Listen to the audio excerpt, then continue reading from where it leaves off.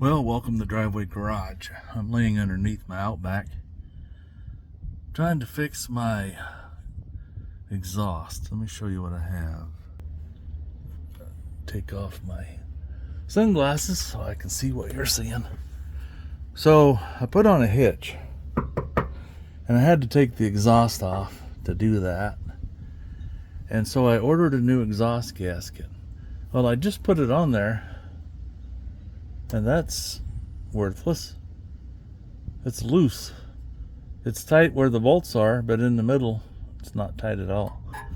So either I need to get another gasket, or what I'm thinking about doing is taking the muffler off again, and then taking a hammer and trying to bend these prongs where the bolts go in down a little bit to flatten it, because evidently maybe the original gasket was thicker in the middle. I'm not sure, but I know this isn't going to fix my issue. So that's what I'm going to do. Take the bolts back out, take the muffler off. There's a clamp up there, and then there's one on the back of the muffler. They're not too hard to get off. I was getting a lot of rattling and I could hear the exhaust leak, and I knew I needed to replace this, so I'd ordered it. I just hadn't put it in.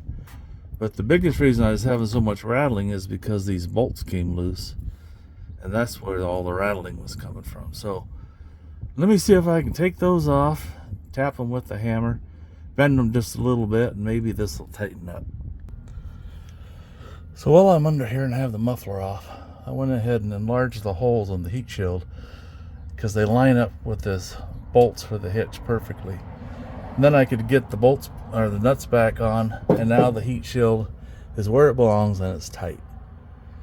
And I tapped on these flanges, and this one I can't really reach because of this mounting bracket, but I got this one tapped on. I'm hoping I bent them just enough that the gasket will seal now. Otherwise, I don't know. It's bowed, so I don't know what I'm going to do for sure. Let's find out.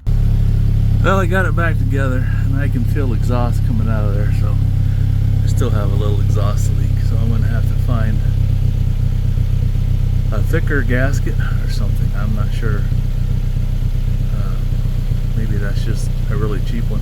I think the one that came off of there actually had a metal ring around the center of it, so I'll probably have to spend a little bit more money than less than $3 for that cheap O'Reilly's one.